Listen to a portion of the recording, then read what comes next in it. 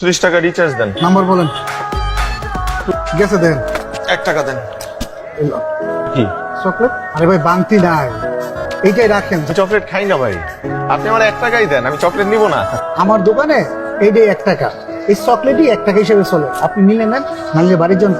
এটাই 1 টাকা না আপনার দোকানে? হ্যাঁ। ভাই আমাকে আধা কেজি চাল দেন আর 2টা ডিম দেন। হ্যাঁ। কত টাকা হয়েছে ভাই? 61। এগুলো কি চকলেট? এইসবের মানে কি? আপনি কি আমার লগে ফাইজলামি করেন না? আশ্চর্য, আপনি না একটু আগে বললেন যে আপনার দোকানে 1 টাকা মানে চকলেট। কি ভাই বলে নাই? 61টা চকলেট মানে 61 টাকা। আপনি আমার দোকানের সাথে জীবন আইবেন না। নাম্বার সেক্টর যাবেন? যাবো। কত নেবেন? আমার 50 টাকা বলবো। ধরুন আপনার লাগে 40 টাকা। 40 টাকা হইলে চলে। তোমার 1 টাকা কম দিই, 39 টাকা দিই। 1 টাকা বাঁচায় কি করবেন আপনি? 1 টাকা বাঁচায় বাঁচায় একদিন লাখপতি হবো।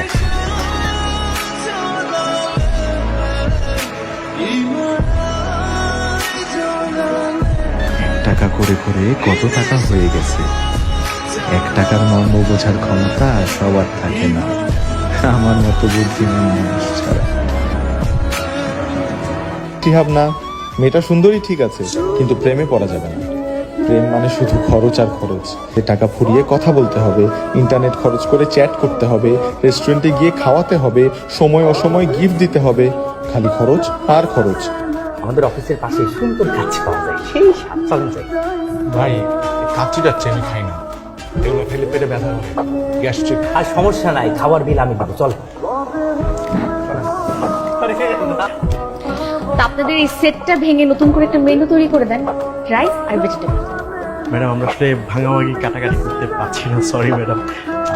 ঠিক আজকে দুপুরবেলা আমার সাথে আহার করবেন? কাচ্চি বিরিয়ানি পছন্দ করেন? আমার পেটের সমস্যা তো, এই হেভি খাবার বিলটা আপনাকে দিতে হবে না। খাবো। আমি কিন্তু গরুর কাছে খাই না, খাসির কাছে খাই। 1 কাপ চা দেন আর একটা খালি কাপ দেন। খালি কাপ কি করবেন? একটা চা দুজন ভাগাভাগি করে খাবো।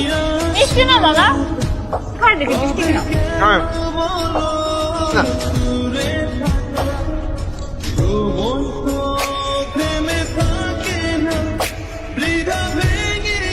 এই যে আমরা প্রতিদিন দেখা করতেছি, প্রেম করতেছি, ঘোরাঘুরি করতেছি, কত খরচ হয়ে যাইতেছে না? প্রেম মানেই তো খরচ। মেকআপ করে ফেললো? না, বিয়ে করেছে। হ্যাঁ, হ্যাঁ তো বিয়ে মানে তো অনেক বড় খরচ। তোমরা মানুষকে দাওয়াত দেওয়া, তাদেরকে খাওয়ানো, শাড়ি, পাঞ্জাবি, ফটোগ্রাফি ভাড়া। আচ্ছা ঠিক আছে, আমরা তাহলে আলোচনা করি। আরে দাওয়াত দেই আর মামারে দাওয়াত দেই, আর কারো দরকার নেই। আমার সব বাদ, শুধু আম্মা আর একটা বান্ধবী। কাজ কিছু করতে হবে না। তাহলে আমার রুমমেটটারও দরকার। এবার মিষ্টি খাওয়ান, আপনাদের বেলা আপনারাই খান, আমি গেলাম। তোমার ঠিক আছে। বদ্দিস ডিমিরে কুচকুচি করতেছে কেন? 4 ভাগ করতেছি, আমরা 4 জন মানুষ না। আর আমার পান্তা ভাত তো শরীরের জন্য ভালো, খাওয়ার পর নেবেন শরীর ঠান্ডা হয়ে গেছে। দিব একটু ফোনটা দিবেন? এটা দেন না ভাই, অনেক আর্জেন্ট, একটা ফোন দিতেই। হ্যালো, হ্যালো, কি করো? ও তুমি? এটা কার ফোন দিয়ে ফোন দিছ আমারে?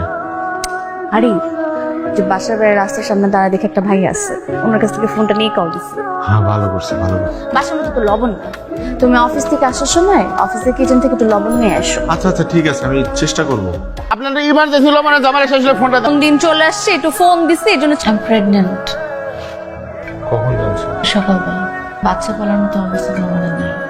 প্রস্তুত ছিলাম না। অ্যাবর্শন করাতে তো অনেক খরচ হবে। সমস্যা নেই কিছু, সরকারি হাসপাতাল আছে। আমি পারবো না শিহাব, আমাকে দিয়ে এটা হবে না। পারবো না, আমরা যে কাজটা করতে যাচ্ছি এটা তো অনেক বড় অন্যায়। আমরা করতে পারবো না। শুনো না, আমরা এতদিন হিসাব করে কেন চলছি বলো? একটু একটু করে সেভিং করছি কেন? আমাদের ভবিষ্যতের জন্য। ভবিষ্যৎ তো শিহাব। ওকে দিয়ে নতুন একটা জীবন শুরু করবো। বাসায় চলো।